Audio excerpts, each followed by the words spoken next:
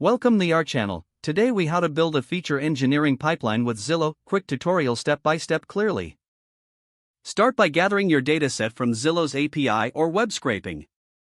Ensure you have the necessary permissions to use Zillow's data. Install the required libraries in your Python environment.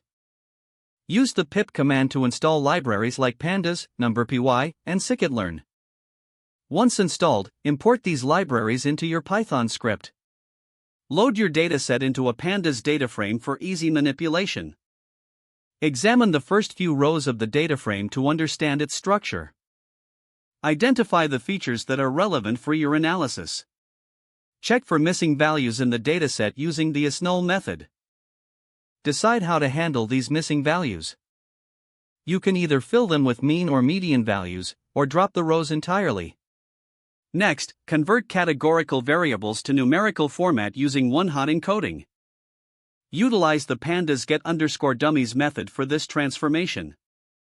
After encoding the categorical variables, normalize your numerical features. Use min-max scalar or standard scalar from scikit-learn for normalization. Create additional features that could add value to your model.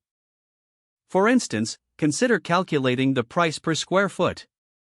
Split the dataset into training and testing sets. Use the train_test_split method from scikit-learn for this step. Train your chosen machine learning model with the training dataset. You might select algorithms like linear regression or decision trees. Validate the model's performance using the testing dataset. Employ metrics like R-squared, mean absolute error, or F1 score for evaluation. Lastly, save your feature engineering pipeline for future use. You can use joblib or pickle to serialize your model.